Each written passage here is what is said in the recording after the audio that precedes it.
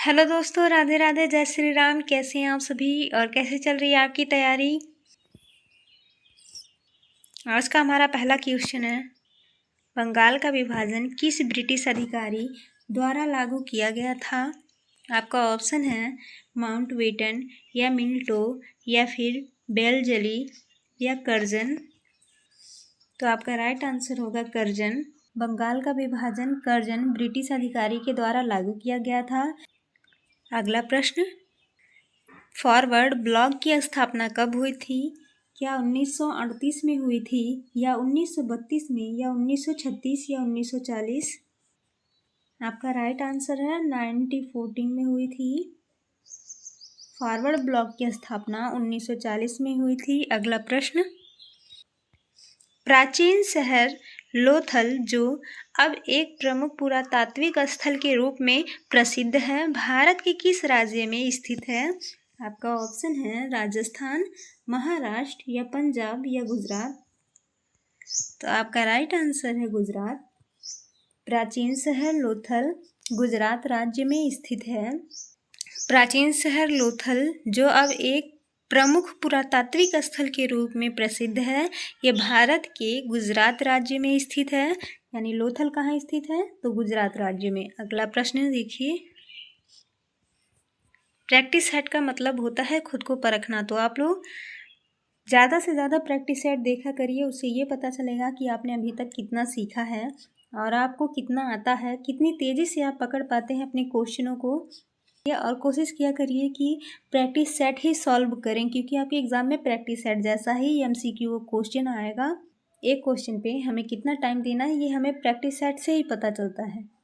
देखिए, निम्नलिखित में से जैन धर्म के अंतिम तीर्थकार कौन थे?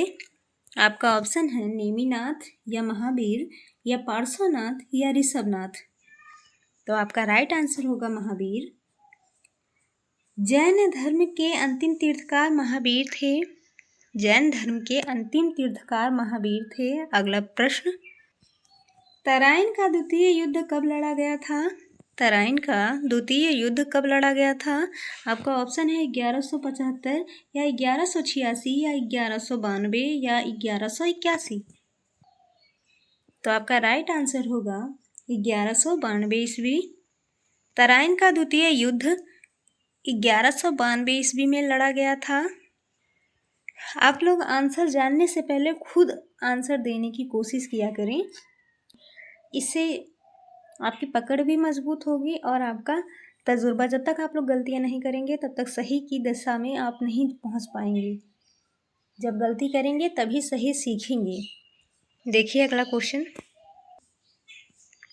पृथ्वी के एकमात्र प्राकृतिक उपग्रह की पहचान कीजिए।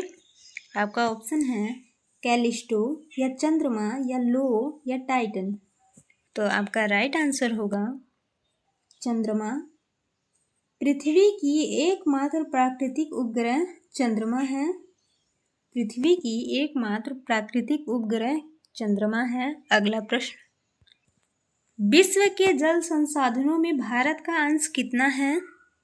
आपका ऑप्शन है 8% या 10% या 15% या 4%। तो आपका राइट आंसर होगा 4%। विश्व के जल संसाधनों में भारत का अंश 4% है। विश्व के जल संसाधनों में भारत का अंश 4% है। अगला क्वेश्चन, किस जलवायु क्षेत्र की विशेषता पूरे वर्ष गर्म और आर्द्र स्थितियों में होती है? आपका ऑप्शन है उष्णकटिबंधीय या शुष्क या समशीतोष्ण या मरुस्थल। आपका राइट आंसर होगा उष्णकटिबंधीय। उष्णकटिबंधीय जलवायु क्षेत्र की विशेषता पूरे वर्ष गर्म और आर्द्र स्थिति में होती है। यानी पूरे वर्ष गर्म और आर्द्र दोनों स्थितियों में पाई जाती है। इसके मानसून में ज़्यादा परिवर्तन नहीं होता है। उष्णकटिबंधीय जलवायु क्षेत्र की विशेषता पूरे वर्ष गर्म और आर्द्र स्थिति में होती है। अगला प्रश्न, काकरापाड़ सिंचाई परियोजना किस नदी पर स्थित है? आपका ऑप्शन है कृष्णा या गोदावरी या ताप्ती या भागीरथी। तो आपका राइट आंसर होगा ताप्ती। काकरापार सिंचाई परियोजना ताप्ती नदी पर स्थित है। काकरापार सिंचाई परियोजना ताप्ती नदी पर स्थित है। अगला प्रश्न, सरयू नदी किस नदी की सहायक नदी है? आपका ऑप्शन है गंगा या सिंधु या यमुना या भागीरथी। सरयू नदी किस नदी की सहायक नदी है? तो आपका राइट आंसर होगा गंगा। सरयू नदी गंगा नदी की सहायक नदी है। सरयू गंगा नदी की सहायक नदी है। अगला प्रश्न, भारतीय संविधान के किस अनुच्छेद के तहत स्वतंत्रता के अधिकार में कोई भी पेशा जैसे व्यवसाय, व्यापार या वाणिज्य करने का अधिकार शामिल है? आपका ऑप्शन है अनुच्छेद 23 से 24 या अनुच्छेद 14 से 18 या अनुच्छेद 25 से 28 या अनुच्छेद 19 से 22। तो आपका राइट आंसर होगा ऑप्शन डी, अनुच्छेद 19 से 22। भारतीय संविधान में अनुच्छेद 19 से 22 के तहत स्वतंत्रता के अधिकार में कोई भी पेशा जैसे व्यापार, व्यवसाय या वाणिज्य करने का अधिकार शामिल है। यानी आप 19 से 22 अनुच्छेद के तहत आप कोई भी व्यवसाय, व्यापार, वाणिज्य जैसे कार्य कर सकते हैं। मतलब अधिकार है आपको कि आप व्यापार, व्यवसाय या वाणिज्य जैसा कोई भी पेशा कर सकते हैं आसानी से। आपको स्वतंत्रता देता है 19 से 22 अनुच्छेद व्यापार करने का। तो भारतीय संविधान के अनुच्छेद 19 से 22 के तहत स्वतंत्रता के अधिकार में कोई भी पेशा, व्यवसाय, व्यापार या वाणिज्य करने का अधिकार शामिल है। अगला प्रश्न, भारतीय संविधान के अनुसार भारत सरकार के कितने अंग हैं? आपका ऑप्शन है 2, 4, 3, 5। तो आपका राइट आंसर होगा ऑप्शन सी 3। भारतीय संविधान के अनुसार भारत सरकार के 3 अंग हैं। भारतीय संविधान के अनुसार भारत सरकार के 3 अंग होते हैं। अगला प्रश्न, भारत के नियंत्रक एवं महालेखा परीक्षक CAG का कार्यकाल कितना होता है? आपका ऑप्शन है 7 वर्ष या 6 वर्ष या 4 वर्ष या 5 वर्ष। भारत के नियंत्रक एवं महालेखा परीक्षक CAG का कार्यकाल आपका 6 वर्ष का होता है। कितने वर्ष का? 6 वर्ष का। भारत के नियंत्रक एवं महालेखा परीक्षक CAG का कार्यकाल 6 वर्ष का होता है। अगला प्रश्न, भारतीय संविधान के मूल लेख में कितने अनुच्छेद थे? आपका ऑप्शन है 395 या 440 या 386 या 376। तो आपका राइट आंसर होगा 395। भारतीय संविधान के मूल लेख में 395 अनुच्छेद थे। भारतीय संविधान के मूल लेख में कुल 395 अनुच्छेद थे। अगला प्रश्न, भारतीय संविधान का कौन सा अनुच्छेद अभिव्यक्ति की आज़ादी प्रदान करता है? आपका ऑप्शन है 21 या 20 या 21A या 19।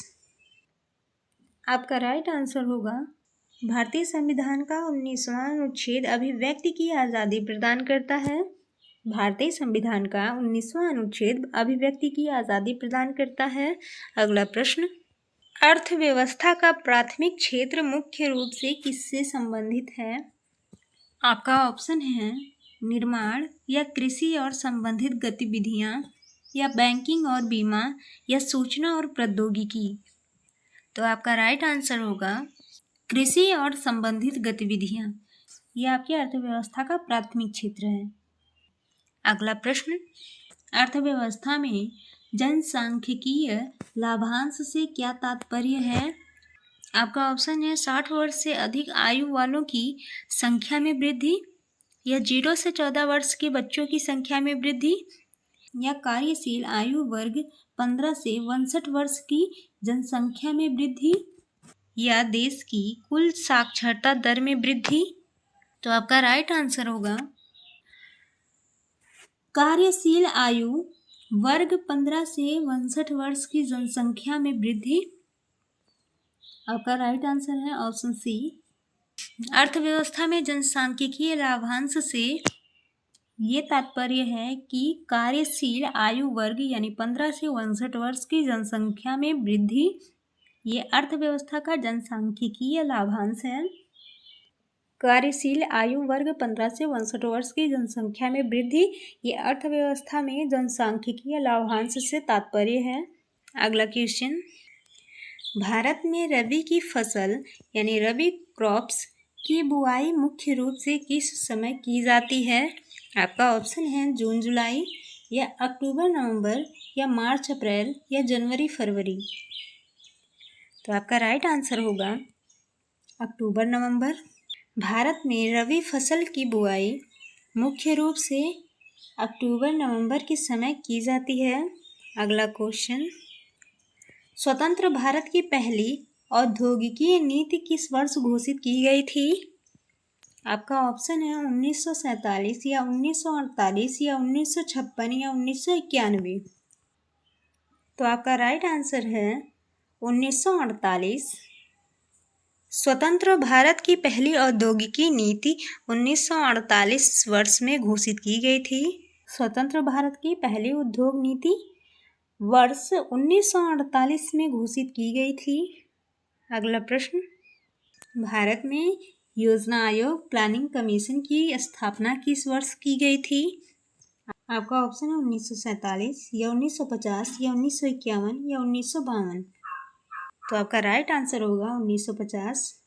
भारत में योजना आयोग यानी प्लानिंग कमीशन की स्थापना वर्ष 1950 में की गई थी।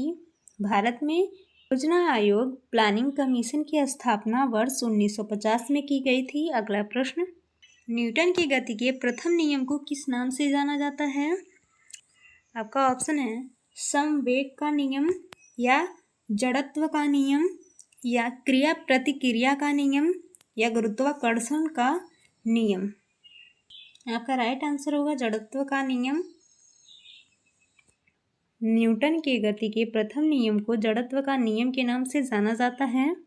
अगला क्वेश्चन, जब किसी वस्तु को पृथ्वी से ऊपर उठाया जाता है तो उसमें कौन सी ऊर्जा संचित होती है? आपका ऑप्शन है गतिज ऊर्जा या रासायनिक ऊर्जा या स्थिज ऊर्जा या विद्युत ऊर्जा। तो आपका राइट आंसर है स्थिज ऊर्जा।